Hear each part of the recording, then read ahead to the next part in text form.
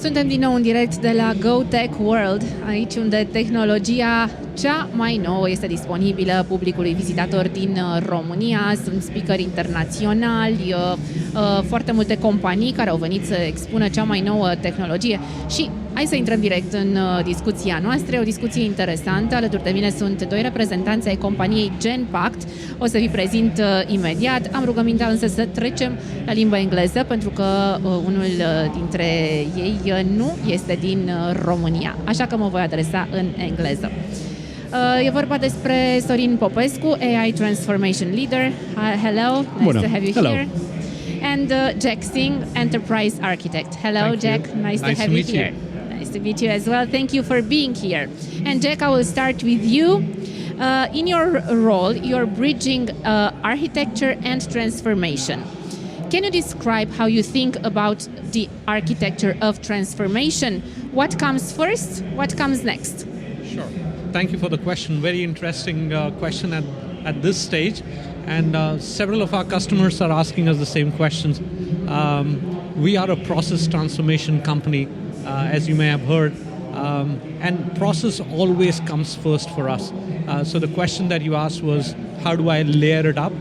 We always would layer it up by process blueprinting, how the processes are going to actually work with different people, and only after the process blueprinting is over, that's when we will go ahead and apply technology on top of it. Technology, any kind of technology, we started with cloud and now we are doing AI, agentic, etc.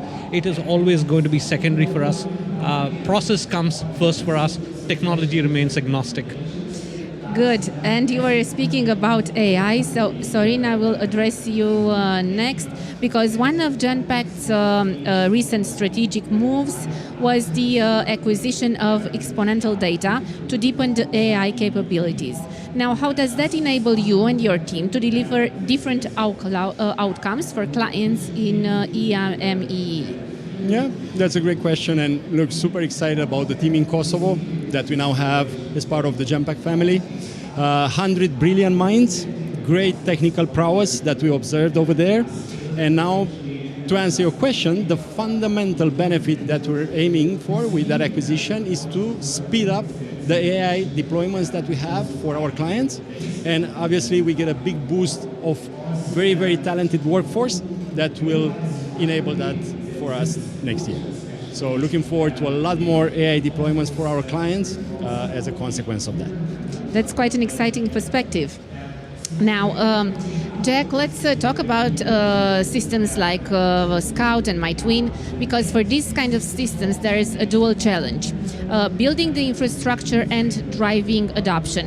What have you found are the biggest blockers on the people and process side, and how are you designing around them?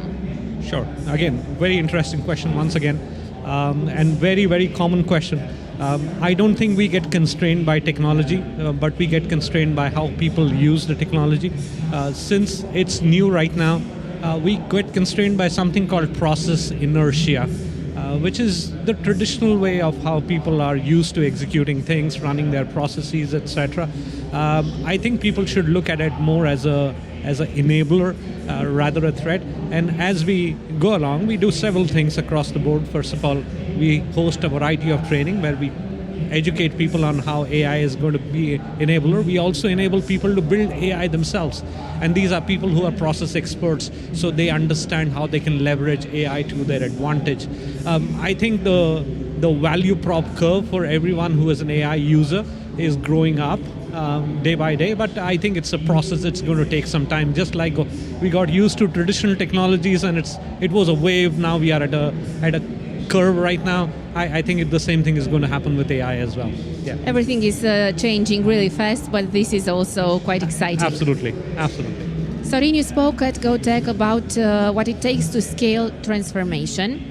From your experience, what are the 3 most critical elements leaders must get right beyond technology to move from pilot to full rollout?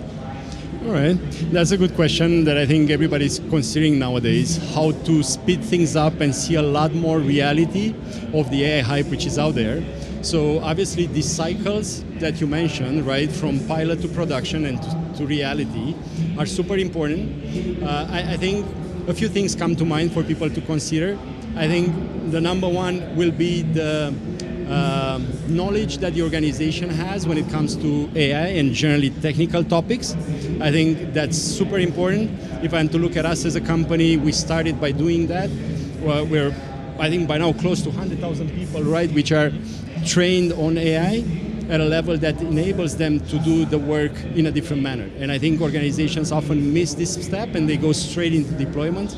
I think this is my number one, learning of AI by the whole organization. I think then probably I would move into things pertaining to the culture of the organization, which is, in my mind, obviously, the more nimble the organization, the better, to be able to deal with the rollout and the findings in a rollout. And probably lastly, I would say, often people see AI as the enemy, and it's always this battle of humans against the machines and so on. I think if we keep this paradigm apart for a second, people realize actually a lot of the benefits behind the technology, and then they're able to apply their own thinking and use it. Yeah, these are the most important things. Let's switch from fight mode to partnership mode because it will benefit us all, right? Jack, looking ahead, like say 3 to 5 years, when we return to this stage, what will transformation and jam-packed look like, and what shifts will have occurred in the architecture, the business model, and the human-tech interface? Yeah. So I would like to repeat what the chief agentic officer of our company said once to me, and that really struck out for me, that we are the first of the humans who are working with agents together. We are obviously foreseeing, we are hearing from analysts, etc., that agentic AI is going to be more and more prevalent. How Genpact is going to involve is, I think we need to bring the human part of it into AI. That's where we'll work the most. We will work to familiarize people with AI and the way they apply into business. I think the way we execute process and the fact that we are a process experts company, that's going to remain the same. We'll still do transformation. It's going to be a technology element which will work alongside with the human element. I think that's what is going to happen in the next 2 to 3 years from now, is the way I see it. That's a very interesting perspective, and I'm looking forward to testing in a couple of years to see how everything went. Absolutely. Sorin, the world is definitely moving fast. We were just talking about that, generative AI, agentic systems, full stack engineering. How does Genpact balance innovation speed with responsible implementation, especially at scale? All right. I think that's a very fair question nowadays, and I would split my answer in 2 parts. When it comes to, say, the businesses of our clients that touch consumers, that would be one part, and the businesses which are more business to business in nature. I think for the consumer world, there is a different set of attributes that you have to consider when deploying AI to make sure that from a sustainability perspective, ethics and everything is in there.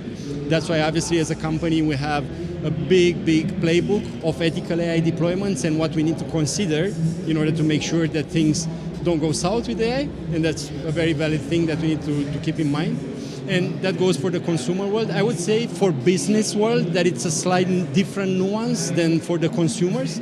I think for the business world, the ethic is really to have the precision at the level wherein actually businesses can thrive, meaning you cannot operate with 80% accuracy in finance, for example, right? Obviously, that will end up with a disaster. So I would say beyond the typical ethics that you see, generally speaking, for business, we need to add a few things, especially around the precision of the AI work, because certain domains require maximum precision, and we have to cater for that. So we have a playbook for deploying AI with a lot of ethics considerations, of course, but I would say further to that, we need to be mindful in the business world to apply it with a lot of precision to get the right outcomes. That is definitely something to keep in mind for the future. Thank you to both of you for such useful information. Appreciate your time. Yeah. Vă mulțumim și dumneavoastră că ne-ați urmărit. Revenim live în foarte scurt timp de aici, de la GoTech World. Pe curând!